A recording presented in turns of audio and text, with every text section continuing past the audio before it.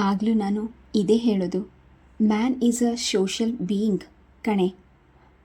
ಸಂಗಾತಿ ಇಲ್ಲದೆ ಯಾರ ಬದುಕು ಪರಿಪೂರ್ಣ ಆಗಲ್ಲ. ಅಂಥವರು ಮದುವೆ ಆದ್ರೇನಂತೆ, ಸ್ವಲ್ಪ ತಡವಾಗಿ ಅವರಿಗೆ ಜೀವನದಲ್ಲಿ ಸಂತೋಷ ಸಿಕ್ಕಿರುತ್ತೆ. Let them enjoy it. Priya ಮುಂದೆ ಏನೂ ಮಾತನಾಡದೆ ತನ್ನ ಪುಸ್ತಕಗಳನ್ನು ಜೋಡಿಸ್ಕೊಂಡ್ಳು. ಕಲಾ ತನ್ನ ಕೈನೆಟಿಕ್ ಹೊಂಡ ಬಳಿ ಹೋಗುತ್ತಾ ಅವಳನ್ನು ಕೇಳಿದ್ಲು, ಮನೆ ಕಡೆ ಬರ್ತೀಯಾ? ಇನ್ನು ಈಗ 4 ಗಂಟೆ. ನಾನು ನಿನ್ನನ್ನು ಮನೆಗೆ 5:15ಗೆ ಡ್ರಾಪ್ ಮಾಡ್ತೀನಿ. ಹೇಗಿದ್ರು ನಿಮ್ಮ ಮಮ್ಮಿ ಬರೋದು ಅಷ್ಟೊತ್ತಿಗೆ ತಾನೆ? ಯಾಕೋ ಮೂಡ್ ಚೆನ್ನಾಗಿಲ್ಲ ಕಣೆ, ಇನ್ನೊಂದು ದಿನ ಬರ್ತೀನಿ. ಪ್ರಿಯಾ ಕಿನ್ನಲಾಗಿ ನೋಡಿದಾಗ ಕಲಾ ಪುಸ್ತಕಗಳನ್ನು ಬ್ಯಾಸ್ಕೆಟ್ ಒಳಗೆ ಹಾಕುತ್ತಾ ತನ್ನ ಚೂಡಿದಾರ್ ದುಪ್ಪಟ ಸರಿಯಾಗಿ ಕಟ್ಕೊಂಡ್ಳು. ಕಿಶೋರ್ ಇವತ್ತು ಬ್ಯಾಂಕ್ನಿಂದ ಬೇಗ ಬರ್ತೀನಿ ಅಂತ ಹೇಳ್ದ. ನಾವೆಲ್ಲ ಕಮರ್ಷಿಯಲ್ ಸ್ಟೇಟ್ಗೆ ಹೋಗ್ತಿದ್ದೀವಿ. ನಿನಗೆ ಬೇಜಾರಾದರೆ ನಮ್ಮ ಜೊತೆ ಬಾ, ನಿಮ್ಮ ಮಮ್ಮಿಗೆ ನಾನು ಹೇಳ್ತೀನಿ. ಕಿಶೋರ್ನ ಹೆಸರು ಕೇಳಿದೊಡನೆ ಪ್ರಿಯಾಳ ಮುಖ ರಂಗೇರಿದ್ದನ್ನು ಕಲಾ ಗಮನಿಸಲಿಲ್ಲ. ಸಲಹೆಯೇನೋ ಆಕರ್ಷಕವಾಗಿತ್ತು, ಆದರೆ ನಿರಾಸಕ್ತಿಯ ಅಲಂಕಾರದಲ್ಲಿ ಮೌನ ಮುಖಭಾವ ಹೊತ್ತು ಅವನನ್ನು ಭೇಟಿಯಾಗಲು ಅವಳಿಗೆ ಮನಸ್ಸಾಗಲಿಲ್ಲ. ಪ್ರಿಯಾ ಸ್ವಾಭಾವಿಕವಾಗಿ ಅಚ್ಚುಕಟ್ಟಾಗಿ ಅಲಂಕೃತಳಾಗ್ತಿದ್ಲು. ಈ ಅವತಾರದಲ್ಲಿ ಹೋಗೋದೆ? Carry on. ಇವತ್ತು ನನಗೇನು ಮನಸ್ಸಿಲ್ಲ. ನಾಳೆ ನಿನ್ನ ಎಕನಾಮಿಕ್ಸ್ ನೋಟ್ಸ್ ತರೋದು ಮರಿಬೇಡ. ಒಂದೇ ದಿನದಲ್ಲಿ ಕಾಪಿ ಮಾಡಿ ವಾಪಸ್ ಕೊಟ್ಬಿಡ್ತೀನಿ ಎಂದು ಗೆಳತಿಯನ್ನು ಬೀಳ್ಕೊಟ್ಟು ಮನೆಯತ್ತ ಹೆಜ್ಜೆ ಹಾಕಿದ್ಲು. ಅವಳ ಮನಸ್ಸಿನ ದುಗುಡ ತಗ್ಗಿ ಅದರ ತುಂಬ ಕಿಶೋರ್ ತುಂಬಿದ್ದ. 6 ತಿಂಗಳ ಕೆಳಗೆ ಕಲಾಳಿಗೆ ಅವಳ ಸೋದರತ್ತೆಯ ಮಗ ರಮೇಶನ ಜೊತೆ ನಿಶ್ಚಿತಾರ್ಥವಾಗಿತ್ತು. ಇಷ್ಟು ಚಿಕ್ಕ ವಯಸ್ಸಿಗೆ ಅವಳಿಗೆ ಮದುವೆ ಗೊತ್ತಾಗಿರೋದು ಕ್ಲಾಸ್ನಲ್ಲಿ ಹುಡುಗಿಯರಿಗೆಲ್ಲ ಒಂದು ಬಗೆಯ ಕುತೂಹಲ, ಮೋಜಿನ ಸಂಗತಿ. ನಿನ್ನ ಹುಡುಗಿ ತುಂಬ ಹ್ಯಾಂಡ್ಸಮ್ ಆಗಿದ್ದಾರೆ ಕಣೆ, ಅಲ್ವೇ? ಸೋದರತ್ತೆ ಮಗನೇ ಅಂತೀಯ? ಲವ್ ಮಾಡೋಕ್ಕೆ ಯಾಕಿಷ್ಟು ಡಿಲೇ ಆಯಿತು? ಗೆಳತಿ ಒಬ್ಬಳ ಪ್ರಶ್ನೆಗೆ ಕಲಾ ನಗುತ್ತಲೇ ಉತ್ತರಿಸಿದ್ಲು. ನಾನು ಅವನ್ನ ಚಿಕ್ಕಂದಿನಿಂದ ಅತ್ತೆ ಮಗ ಅನ್ನೋ ದೃಷ್ಟಿಯಲ್ಲೇ ನೋಡುತ್ತಿದ್ದೆ. ಆದರೆ ಅವನ ಜೊತೆ ಎಂಗೇಜ್ಮೆಂಟ್ ಆದಮೇಲೆ ನಾನು ಲವ್ ಮಾಡೋಕ್ಕೆ ಶುರು ಮಾಡಿದ್ದೀನಿ. ಅಂದರೆ ನಾನು ನನ್ನ ಅತ್ತೆ ಮಗನ ಪ್ರೀತಿಸೋಕೆ, ಈಗ ನನ್ನ ಭಾವಿ ಪತ್ನಿನ ಪ್ರೀತಿ ಮಾಡೋಕ್ಕೂ ತುಂಬ ಡಿಫ್ರೆನ್ಸ್ ಇದೆ. ಇವಳನ್ನ ಮಾತಿನಲ್ಲಿ ಯಾರೂ ಸೋಲ್ಸೋಕ್ಕೆ ಸಾಧ್ಯ? ಸುಮ್ಮನಿರೆ ಎಂದು ಪ್ರಿಯಾ ಕಲಾಳ ಜಾಳ್ಮೆಗೆ ತಲೆದೂಗಿ ನಕ್ಕಿದ್ಲು. ಇದಾದ 10 ದಿನಗಳಲ್ಲಿ ಕಲಾ ಒಂದಿನ ಅತೀರ್ವ ಆಸಕ್ತಿಯಿಂದ ಅಲಂಕರಿಸ್ಕೊಂಡು ಬಂದಿದ್ಲು. ಇವತ್ತು ನಾನು 11 ಗಂಟೆಗೆ ಪರ್ಮಿಷನ್ ತಗೊಂಡು ಹೊರಟೋಗ್ತೀನಿ ಕಣೆ. ನಮ್ಮ ರಮೇಶ್ ಕಡೆ ನೆಂಟರ ಮನೆ ಮದುವೆ ಇದೆ. ಅವನು ಕಾಲೇಜ್ ಹತ್ರನೇ ಬಂದು ನನ್ನನ್ನು ಪಿಕ್ ಮಾಡ್ಕೊಳ್ತಾನಂತೆ ಎಂದು ಪ್ರಿಯಾಗೆ ಹೇಳಿದಾಗ ಪ್ರಿಯಾ ಕಣ್ಣರಳಿಸಿ ಉದ್ಗಾರ ತೆಗೆದ್ಲು. Wow, that's great news. ಸದ್ಯ ಈಗಲಾದರೂ ನೀನು ನಿನ್ನ ಹುಡುಗಿ ನನಗೆ ಪರಿಚಯ ಮಾಡಿಸ್ಕೊಳ್ತೀಯ ತಾನೆ? ಪ್ರಿಯಾ ಕಲಾಳ ನಿಶ್ಚಿತಾರ್ಥಕ್ಕೆ ಹೋಗಲು ಅವಕಾಶವಿರಲಿಲ್ಲ. ಅದೇ ಸಮಯದಲ್ಲಿ ಸುಹಾಸಿನಿಯ ಮಗ ಧ್ರುವನ ಮುಂಜಿಯ ಸಮಾರಂಭವಿತ್ತು. 11 ಗಂಟೆಯ ಹೊತ್ತಿಗೆ ಕಲಾ ಅನುಮತಿ ತೆಗೆದುಕೊಳ್ಳಲು ಪ್ರಿನ್ಸಿಪಲ್ ಚೇಂಬರ್ಗೆ ಹೋಗಿದ್ದಾಗ ಪ್ರಿಯಾ ಕಾಲೇಜಿನ ಆವರಣದಲ್ಲಿ ಚಡಪಡಿಸುತ್ತಾ ಆಗಾಗ ವಾಚ್ ನೋಡ್ಕೊಳ್ತಿದ್ದ ವ್ಯಕ್ತಿಯತ್ತ ಗಮನ ಹರಿಸಿದ್ಲು. ಅವನು ಎತ್ತರವಾಗಿದ್ದ, ನೀಲಿ ಬಣ್ಣದ ಜೀನ್ಸ್ ಧರಿಸಿ ಕಂದು ನೀಲಿ ಚೌಕುಳಿಯ ಶರ್ಟ್ ಹಾಕಿದ್ದ. ಅವನ ಸೊಂಪಾದ ಕೂದಲು ಬಿಸಿಲಿನ ಝಳಕಿ ಮಿರಮೆರನೆ ಮಿಂಚುತ್ತಿತ್ತು. ಕೊಂಚ ಕಪ್ಪು ಮೈ ಬಣ್ಣ ಎನಿಸಿದ್ರೂ ಅವನ ತುಟಿಗಳ ಮೇಲಿದ್ದ ಕುಡಿ ಮೀಸೆ ಇಡೀ ಅವನ ವ್ಯಕ್ತಿತ್ವಕ್ಕೆ ಮೆರಗು ನೀಡ್ತಿತ್ತು. 10 ನಿಮಿಷಗಳಾದರೂ ಕಲಾ ಇನ್ನೂ ಹಿಂತಿರುಗಿ ಬಂದಿರಲಿಲ್ಲ. ಆ ಪ್ರಿನ್ಸಿಪಲ್ ಅವಳಿಗೆ ಪರ್ಮಿಷನ್ ಕೊಡ್ತಾರೋ ಇಲ್ವೋ ಎಂದು ಯೋಚಿಸುತ್ತಾ ಪ್ರಿಯಾ ಬೈಕಿನ ಬಳಿ ಚಡಪಡಿಸ್ತಿದ್ದ ಯುವಕನತ್ತ ನೋಡಿದ್ಲು. ಎಕ್ಸ್ಕ್ಯೂಸ್ ಮೀ, ನಿಮ್ಗೆ ಯಾರು ಬೇಕಿತ್ತು? 2nd PU ಆರ್ಟ್ಸ್ ಸೆಕ್ಷನ್ ಎಲ್ಲಿದೆ? ನಿಮಗೆ ಅಲ್ಲಿ ಯಾರು ಬೇಕು? ಕಲಾವತಿ ಅಂತ C ಸೆಕ್ಷನಲ್ಲಿದ್ದಾಳೆ. ಈಗ ಅವನೇ ರಮೇಶ ಎಂಬುದರಲ್ಲಿ ಅವಳಿಗೆ ಯಾವ ಸಂಶಯವೂ ಉಳಿಯಲಿಲ್ಲ. ಹಲೋ, ನಾನು ಅವಳ ಫ್ರೆಂಡ್ ಪ್ರಿಯಾ ಅಂತ. ಅವಳು ನಿಮಗೋಸ್ಕರವೇ ಬೆಳಗ್ಗೆಯಿಂದ ಚಡಪಡಿಸ್ಕೊಂಡು ಕಾಯ್ತಾ ಇದ್ದಾಳೆ. Anyway, nice meeting to you. Priya ತನ್ನ ಎಂದಿನ ಆವೇಗ ಸ್ವಭಾವದಂತೆ ಪಟಪಟನೆ ಮಾತನಾಡಿದಾಗ ಅವನು ಅವಳತ್ತಲ್ಲಿ ದಿಟ್ಟಿಸಿದ. ಅವನ ಕಣ್ಗಳಲ್ಲಿ ಅಡಗಿದ್ದ ತುಂಟತನದ ಲೇಪನ ಅವನನ್ನು ಆಕರ್ಷಕ ವ್ಯಕ್ತಿಯನ್ನಾಗಿಸಿತು. ಪರವಾಗಿಲ್ಲ, ಹ್ಯಾಂಡ್ಸಮ್ ಆಗೇ ಇದ್ದಾನೆ. ಕಲಾ ಈಸ್ ಲಕ್ಕಿ ಎಂದು ಪ್ರಿಯಾ ಮನಸ್ಸಿನಲ್ಲೇ ನಕ್ಕಳು. ಅಷ್ಟರಲ್ಲಿ ಕಲಾ ಆಫೀಸ್ ರೂಮ್ನಿಂದ ಸೀರೆಯ ನೆರೆಗೆ ಚುಮ್ಮುತ್ತಾ ಬಂದಾಗ ಆ ಯುವಕ ತಾನು ಇಲ್ಲಿ ಇರುವೆನೆಂದು ಸೂಚಿಸಲು ಕೈ ಎತ್ತಿ ಬೀಸ್ದ.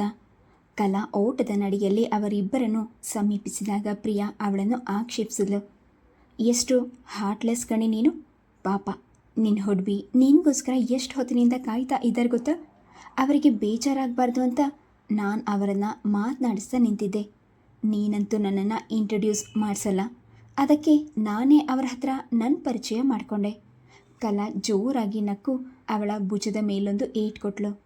ಅಯ್ಯೋ ಗುಗ್ಗು, ಇವನು ನಮ್ಮ ಅಣ್ಣ ಕಿಶೋರ್ ಕಣೆ, ರಮೇಶ್ ಅಲ್ಲ. ಯಾಕಣ್ಣ ರಮೇಶ್ ಬರಲಿಲ್ಲ? ಅವನಿಗೆ ಯಾವುದೋ ಪರ್ಚೇಸಿಂಗ್ ಹಚ್ಚಿಸಿ ಮಾರ್ಕೆಟ್ಗೆ ಕಳುಹಿಸಿದ್ರು. ನೀನು ಕಾಯ್ತಾ ಇರ್ತೀಯ ಅಂತ ನಾನೇ ಬಂದೆ. ಕಿಶೋರ್ ತಂಗಿಗೆ ಉತ್ತರ ನೀಡಿದ್ರು. ಅವನ ಕಣ್ಣೆಲ್ಲ ಪ್ರಿಯಾಳ ಮೇಲೆ ಇತ್ತು. ಪರವಾಗಿಲ್ಲ, ನಿನ್ನ ಫ್ರೆಂಡ್ ನನಗೆ ಒಳ್ಳೆ ಕಂಪನಿ ಕೊಟ್ಟರು. ನೀನು ಇನ್ನೂ ಲೇಟಾಗಿ ಬಂದಿದ್ರು ನನಗೇನೂ ಬೋರ್ ಆಗ್ತಿರಲಿಲ್ಲ. ಪ್ರಿಯಾ ಅವನ ಮಾತು ಕೇಳಿ ರಂಗೇಳಿದ್ರು. ಸಾರಿ, ನನಗೆ ಗೊತ್ತಾಗಲಿಲ್ಲ. ನೀವು ನನಗೆ ಮೊದಲೇ ಯಾಕೆ ಹೇಳಲಿಲ್ಲ? In fact I was enjoying myself. ಬೇಕಂತಲೇ ನಾನು ಯಾರು ಅಂತ ನಿಮ್ಗೆ ಹೇಳಲಿಲ್ಲ. ಅಂತೂ ಈ ಕಾಲೇಜ್ನಲ್ಲಿ ವಿಸಿಟರ್ಸ್ನ ವಿಚಾರಿಸ್ಕೊಳ್ಳೋ ಇನ್ಚಾರ್ಜ್ ನಿಮ್ಮದೇನಾ? ಹಾಗೇನಿಲ್ಲ, ಇದು ಲೇಡೀಸ್ ಕಾಲೇಜ್. ಪುರುಷರು ಅನವಶ್ಯಕವಾಗಿ ಪ್ರವೇಶ ಮಾಡೋದು ಇಲ್ಲಿ ಅವಕಾಶವಿಲ್ಲ. ಅದು ನಿಮಗೆ ಗೊತ್ತಿದೆ ತಾನೇ? ಕಲಾಗೆ ಅವರ ಮಾತಿನಲ್ಲಿ ಗಮನವಿರಲಿಲ್ಲ. ರಮೇಶ್ ತನ್ನನ್ನು ಕರೆದೊಯ್ಯಲು ಬರಲಿಲ್ಲ ಎಂಬ ಅಸಮಾಧಾನವೇ ಅಧಿಕವಾಗಿತ್ತು. ಅವನು ಇವತ್ತು ಸಿಗಲಿ, ಸರಿಯಾಗಿ ಮಾಡ್ತೀನಿ, ಪ್ರಾಮಿಸ್ ಮಾಡಿ ಹೀಗೆ ಕೈ ಕೊಡೋದಾ? ಕಿಶೋರ್ ಹೆಲ್ಮೆಟ್ ಹಾಕ್ಕೊಳ್ಳುತ್ತಾ, ಹಾಗಾದರೆ ಅವನ್ನ ಇವತ್ತು ದೇವರೇ ಕಾಪಾಡಬೇಕು. ನಡಿ, ಐಸ್ ಕ್ರೀಮ್ ಪಾರ್ಲರ್ನಲ್ಲಿ ಐಸ್ ಕ್ರೀಮ್ ಕೊಡಿಸ್ತೀನಿ. ನಿನ್ನ ಕೋಪ ಅರ್ಧ ತಣ್ಣಗಾಗಿದ್ರೆ ರಮೇಶ್ ಬದುಕೊಳ್ತಾನೆ ಎಂದಾಗ ಕಲಾ ಕೋಪದಿಂದ ಅವನ ಬೆನ್ನಿಗೆ ಗುದ್ದಿ ಸ್ಕೂಟರ್ ಏರಿ ಕುಳಿತಳು. ಮೈ ಪ್ರಿಯಾ, ನಾಳೆ ಸಿಗೋಣ. ಪ್ರಿಯಾ ನಕ್ಕು ಕೈ ಬೀಸಿದಾಗ ಕಿಶೋರ್ ಅದನ್ನು ಕಣ್ಣಿನಲ್ಲೇ ಅಂಗೀಕರಿಸಿ ನಕ್ಕ. ಅವನು ಹೆಲ್ಮೆಟ್ ಧರಿಸಿದ್ರಿಂದ ಅವನು ನಕ್ಕಿದ್ದು ಅವಳಿಗೆ ಗೊತ್ತಾಗಲಿಲ್ಲ. ಅಂದೆಲ್ಲ ಅವಳಿಗೆ ತುಂಟ ನಗುವಿನ ತರುಣನೇ ವಯಸ್ಸಿನಲ್ಲಿ ನೆಲೆಸಿದ. ಮುಂದೆ 2 ದಿನಗಳು ಕಲಾ ಕಾಲೇಜಿಗೆ ಬಂದಿರಲಿಲ್ಲ. ಕಲಾಳಷ್ಟು ಆಪ್ತ ಗೆಳತಿ ಪ್ರಿಯಾಗೆ ಬೇರೆ ಯಾರೂ ಇರಲಿಲ್ಲ. ಸಂಜೆ ಅವಳ ಮನೆಗೆ ಫೋನ್ ಮಾಡಿ ವಿಚಾರಿಸ್ಕೊಂಡು ಬರಬೇಕೆಂದ್ಕೊಂಡ್ಳು. ಕಲಾ ಮನೆಗೆ ಫೋನ್ ಮಾಡಿದಾಗ ಅವಳು ಸಿಗಲಿಲ್ಲ. ನಾನು ಪ್ರಿಯಾ ಅವಳ ಫ್ರೆಂಡು ಮಾತನಾಡ್ತಾ ಇರೋದು. ಕಲಾ ಮನೆಯಲ್ಲಿ ಇದ್ದಾಳ? ಅವಳು ಇನ್ನೊಂದು ವಾರ ಇರಲ್ಲ, ಮೈಸೂರಿಗೆ ಹೋಗ್ತಿದ್ದಾಳೆ. ಹೋ, ಹೌ ಬೋರಿಂಗ್. ಅವಳು ಇಲ್ಲದೆ ನನಗೆ ಕಾಲೇಜಿಗೆ ಹೋಗೋಕ್ಕೆ ಬೇಜಾರಾಗಿಬಿಟ್ಟಿದೆ. ಅಂದಂಗೆ ನೀವು ಯಾರು ಮಾತನಾಡ್ತಾ ಇರೋದು? ಆ ಕಡೆಯಿಂದ ಮೆಲುವಾಗಿ ನಕ್ಕ ಸದ್ದು. ಮಿಸ್ಟೇಕನ್ ಐಡೆಂಟಿ ಗೆಸ್ ಮಾಡಿ ನೋಡೋಣ. ಗೊತ್ತಾಯಿತು, ನಾನು ಫೋನ್ ಮಾಡಿದ್ದೆ ಅಂತ ಕಲಾಗೆ ಹೇಳಿಬಿಡಿ. ನನ್ನ ಜೊತೆ ಮಾತನಾಡಬಾರ್ದು ಅಂತಿದ್ದೀರಾ? ಪ್ರಿಯಾ ಬಿಂಕದಿಂದ. ಸಾರಿ, ಬೋರ್ ಹೊಡೆಯೋರಿಗೆಲ್ಲ ಎಂಟರ್ಟೈನ್ ಮಾಡೋಷ್ಟು ಟೈಮ್ ನನಗಿಲ್ಲ ಎಂದು ಹೇಳಿ ರಿಸೀವರ್ ಇಟ್ಬಿಟ್ಲು. ಮರುದಿನ ಅವಳು ಕಾಲೇಜಿಗೆ ಹೋದಾಗ ಪುನಃ ಅದೇ ಜಾಗದಲ್ಲಿ ಕೈಕಟ್ಟಿ ಯಾರನ್ನೋ ನಿರೀಕ್ಷಿಸುತ್ತಾ ನಿಂತಿರುತ್ತಿದ್ದ ಕಿಶೋರ್ನನ್ನು ಕಂಡಾಗ ಅವಳೆದೆ ಬಡಿತ ಜೋರಾಯಿತು. ಹಲೋ, ಯಾರು ಕಾಯ್ತಾ ಇದ್ದೀರಾ? ಕಲಾ ಇನ್ನೊಂದು ವಾರ ಕಾಲೇಜಿಗೆ ಬರಲ್ಲ ಅಂತ ನಿನ್ನೆ ನೀವೇ ಹೇಳಿದ್ರಲ್ವಾ? ಪ್ರಿಯಾ ಆಶ್ಚರ್ಯದಿಂದ ಕಣ್ಣರಳಿಸಿ ಅವನನ್ನು ಸಮೀಪಿಸಿದಾಗ ಅವನು ಅವಳ ಅರಳುಗಣ್ಣಲ್ಲೇ ನೋಡುತ್ತಾ ನಸುನಕ್ಕ. ಸೊ ನಾನು ಇಲ್ಲಿಗೆ ಬಂದು ನಿಂತರೆ ನಿಮ್ಮ ಭೇಟಿಯಾಗುತ್ತೆ ಅಂತ ಪ್ರೂವ್ ಆಯಿತು. ಪ್ರಿಯಾ ಅವನ ಮಾತು ಕೇಳಿ ಮುನ್ಸಿನಿಂದ ತನ್ನ ನೀಲ ಜಡೆ ಬೀಸುತ್ತಾ ಸರಸರನೆ ಕಾಲು ತೆಗೆದಾಗ ಅವಳು ಕ್ಲಾಸ್ನೊಳಗೆ ಹೋಗುವ ತನಕ ಕಿಶೋರ್ ಅವಳನ್ನೇ ನೋಡ್ತಿದ್ದ. ಪ್ರಿಯಾಗೆ ಅವನ ಆಕೃತಿ ಕ್ಲಾಸ್ನಿಂದ ಕಾಣ್ತಿತ್ತು. ಅವನ ಬೈಕೇರಿ ಹೋದ ಮೇಲೆ ಅವಳಿಗೇನೋ ಕಳೆದುಕೊಂಡಂತೆ ಭಾಸವಾಯಿತು. ಮನೆಗೆ ಬಂದಾಗಲೂ ಅವಳ ಚಡಪಡಿಕೆ ನಿಲ್ಲದಾಗ ಅವಳು ಕಲಾಳ ಮನೆಯ ನಂಬರ್ ತಿರುಗಿಸಿದ್ಲು. ಹಲೋ, ನಾನು ಪ್ರಿಯಾ. ಕಲಾ ಮನೆಯಲ್ಲಿ ಸಿಗಲ್ಲ ಅಂತ ಹೇಳಿದ್ದು ಮರ್ತೋಯ್ತಾ?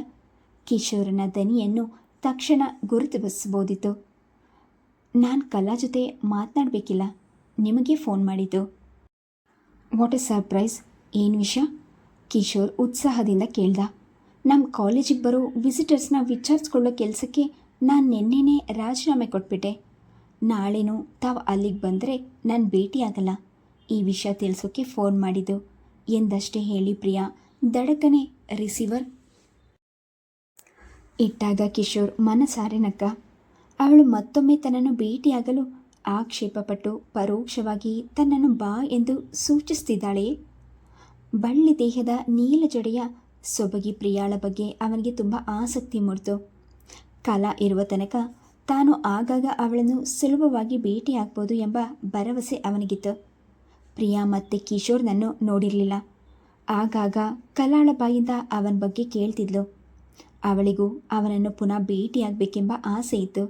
ಅವನ ಮೆಚ್ಚುಗೆಯ ನೋಟ ತನ್ನ ಮೇಲೆ ಹರಿದಾಡುವುದನ್ನು ನೆನೆದಾಗ ಅವಳಿಗೆ ಖಿನ್ನತೆಯ ಪ್ರತಿರೂಪವಾಗಿ ಅವನಿಗೆ ಕಾಣಿಸಿಕೊಳ್ಳೋದು ಬೇಡವಾಗಿತ್ತು. ಮನೆ ತಲುಪಿಸಿದಾಗ ಪರ್ಸ್ನಿಂದ ಕೀ ತೆಗೆದ್ಲು. ಸಾಮಾನ್ಯವಾಗಿ ಪ್ರಿಯಾ ಮಂದಾಕಿನಿ ಇಬ್ಬರು ಒಂದೊಂದು ಬೀಗದ ಕೈ ಇಟ್ಕೊಂಡಿದ್ರು. ಆಗ ಯಾರಿಗೂ ಯಾರು ಕಾಯುವ ಪ್ರಮೇಯವೇ ಇರಲಿಲ್ಲ. ಪ್ರಿಯಾ ಬೀಗ ತೆಗೆಯುತ್ತಿದ್ದಾಗ ಅದು ಲಾಕ್ ಆಗಿದ್ದು ಕಾಣಿಸ್ತು. ಒಳಗಿನಿಂದ ಸುಹಾಸಿನಿಯ ದನಿ ಏರಿತು.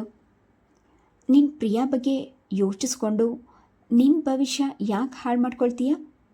ನಾಳೆ ಅವಳು ಮದುವೆ ಆಗಿ ಗಂಡನ ಮನೆಗೆ ಹೊರಟೋದ್ರೆ ನೀನು ಒಂಟಿ ಆಗ್ತೀಯಾ? ಏಕಾಂಗಿತನ ಅನ್ನೋದು ಬಹಳ ದೊಡ್ಡ ಶಿಕ್ಷೆ ಕಣೆ. ನಿನಗೆ ಜೀವನದಲ್ಲಿ ಒಳ್ಳೆ ಅವಕಾಶ ಬಂದಿರುವಾಗ ಅದನ್ನು ದೂರ ತಳ್ಳಬೇಡ. ಬಹುಶಃ ಸುದರ್ಶನ್ ಮತ್ತೆ ನನ್ನ ಬಾಳಿನಲ್ಲಿ ಬಾರದಿದ್ದರೆ ನಾನು ಒಂಟಿಯಾಗಿ ಇದ್ಬಿಡ್ತೀನಿ. ಈಗ ನಾನು ಸದ್ವಿಗ್ನದಲ್ಲಿ ಸಿಕ್ಕಾಕೊಂಡ್ಬಿಟ್ಟಿದ್ದೀನಿ. ಮಗಳನ್ನು ಎದುರು ಹಾಕೊಳ್ಳೋಕೆ ಇಷ್ಟವಿಲ್ಲ. ಸುದರ್ಶನನ್ನು ದೂರ ಮಾಡ್ಕೊಳ್ಳೋಕ್ಕಾಗದೆ ಒದ್ದಾಡ್ತಾ ಇದ್ದೀನಿ. ಸುಹಾ, ನನ್ನ ತೊಳಲಾಟ ನಿಂಗೆ ಅರ್ಥ ಆಗಲ್ಲ. ಮಂದಾಕಿನಿಯ ದನಿಯಲ್ಲಿ ಕಂಪನವಿತ್ತು. ಮಂದ, ನಾನು ನಿನ್ನ ವೆಲ್ ವಿಷರ್. ನಾನು ನಿನ್ನನ್ನು ಚೆನ್ನಾಗಿ ಅರ್ಥ ಮಾಡ್ಕೊಂಡಿದ್ದೀನಿ. ಹಿಂದೆ ನೀನು ಸುದರ್ಶನನ್ನು ಪ್ರೀತಿಸಿದ್ರು ಅವರನ್ನು ಮದುವೆ ಆಗೋಕ್ಕಾಗಲಿಲ್ಲ. ನರೇಂದ್ರನನ್ನು ಕೈ ಹಿಡಿದು ನೀನೇನು ಸುಖ ಕಾಣಲಿಲ್ಲ. ನಿನ್ನ ಅದೃಷ್ಟಕ್ಕೆ ಸುದರ್ಶನ ಪುನಃ ಬಂದಿದ್ದಾರೆ. ನಿನಗೆ ಅವರಿಂದ ಹೊಸ ಬಾಳ್ ಸಿಗೋದಾದರೆ ನಾನು ಎಷ್ಟು ಸಂತೋಷ ಪಡ್ತೀನಿ ಗೊತ್ತಾ? ಸುಹಾಸಿನಿ ಉದ್ವೇಗದಿಂದ ಹೇಳಿದಾಗ ಮಂದಾಕಿನಿ ಕೇಳು ಧ್ವನಿಯಲ್ಲಿ, ಪ್ರಿಯಾ ಜೊತೆ ಮಾತನಾಡಿದ್ಯಾ? ಏನಂತಾಳೆ ಎಂದಾಗ ಪ್ರಿಯಾಳ ಕಿವಿಯಲ್ಲಿ, ಅವಳಿಗೆ ಇವತ್ತೆಲ್ಲ ಎಷ್ಟು ವಯಸ್ಸು? ಪ್ರಿಯಾ ತನ್ನ ತಾಯಿಯ ಸುಖಕ್ಕೆ ಮುಳ್ಳಾಗೋ ಸ್ವಾರ್ಥಿಯಲ್ಲ ಅನ್ನೋ ನಂಬಿಕೆ ನನಗಿದೆ. ನರೇಂದ್ರನ ಬಗ್ಗೆ ಅವಳಿಗೇನೂ ಗೊತ್ತಿಲ್ಲ. ಅವಳ ಸ್ವಂತ ತಂದೆಯ ವಿರುದ್ಧವಾಗಿ ನಾನು ಏನು ಹೇಳೋಕ್ಕೂ ಇಷ್ಟಪಡಲಿಲ್ಲ. ಆದರೆ ಈಗ ಈ ಮದುವೆಯಿಂದ ನೀನು ಸಂತೋಷವಾಗಿ ಇರ್ತೀಯ ಅಂತ ತಿಳಿದ್ರೆ ಅವಳು ಖಂಡಿತ ನಿನಗೆ ಅಡ್ಡಿಯಾಗಲ್ಲ. ಸುಹಾಸಿನಿಯ ಮಾತು ಕೇಳಿ ಪ್ರಿಯಾಗೆ ತನ್ನ ಬಗ್ಗೆ ನಾಚಿಕೆ ಎನಿಸ್ತು. ತನ್ನ ತಾಯಿ ಚಿಕ್ಕಮ್ಮ ತನ್ನ ಬಗ್ಗೆ ಎಂತಹ ಉನ್ನತ ಭಾವನೆಗಳನ್ನು ಇಟ್ಕೊಂಡಿದ್ದಾರೆ. ಛೇ, ತನ್ನ ಮಮ್ಮಿಯ ಬಾಳಿಗೆ ತಾನು ಅಡ್ಡಿಯಾಗಬಾರ್ದು. ಅವಳು ಡ್ಯಾಡಿಯ ಕೈ ಹಿಡಿದು ಸುಖ ಪಡೆಯದೇ ಇದ್ದಿದ್ದೇ ನಿಜವಾದರೆ ಈಗಲಾದರೂ ಸುಖವಾಗಿ ಬಾಳಲಿ. ಮಗಳಾಗಿ ತಾಯಿಗೆ ನೆಮ್ಮದಿ ಹಾರೈಸೋದು ತನ್ನ ಕರ್ತವ್ಯ ಎನಿಸ್ತು. ಹೊರಗಡೆ ಯಾರೋ ಬಂದ ಹಾಗಾಯಿತು ನೋಡು ಸುಹಾಸಿನಿ. ಸುಹಾಸಿನಿ ಇಣಕ್ಕೆ ನೋಡಿದಾಗ ಅವಳ ಮುಖದಲ್ಲಿ ಮಂದಹಾಸ ಮಿನುಗಿತು. ಪ್ರಿಯಾ ಬಂದಿದ್ದಾಳೆ. ಹೀಗೆ ಬಂದ್ಯಾ ಪ್ರಿಯಾ? ಕಾಲೇಜ್ ಮುಗಿತಾ? ಹ್ಞೂ ಚಿಕ್ಕಮ್ಮ. ಇವತ್ತೇನು ಮಮ್ಮಿ ಬೇಗ ಮನೆಗೆ ಬಂದುಬಿಟ್ಟಿದ್ದಾಳೆ? ಪ್ರಿಯಾ ತನ್ನ ಪುಸ್ತಕಗಳನ್ನು ಟೇಬಲ್ ಮೇಲಿಟ್ಟು ಸೋಫಾದ ಮೇಲೆ ಕಾಲು ಚಾಚಿ ಕುಳಿತಳು.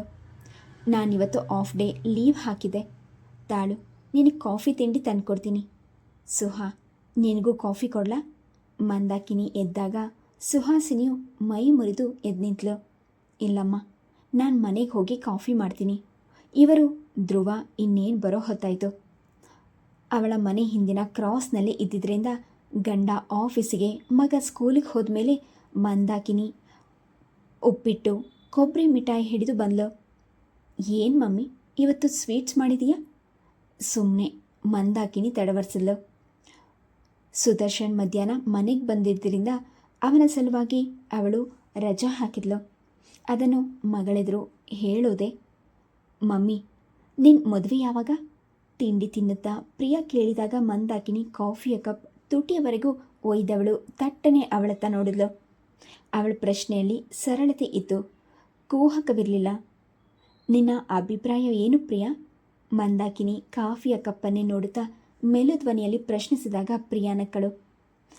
ಬೇವಿನ ಸಸಿ ನೆಟ್ಟು ನನಗೆ ಮಾವಿನ ಹಣ್ಣು ಬೇಕು ಅಂತ ಕೇಳಿದ ಹಾಗಿದೆ ನಿನ್ನ ಪ್ರಶ್ನೆ. ಅದರಲ್ಲಿ ಬಿಡೋದು ಕಹಿಯಾದ ಹೂವು, ಸಿಹಿಯಾದ ಹಣ್ಣಲ್ಲ ಪ್ರಿಯಾ.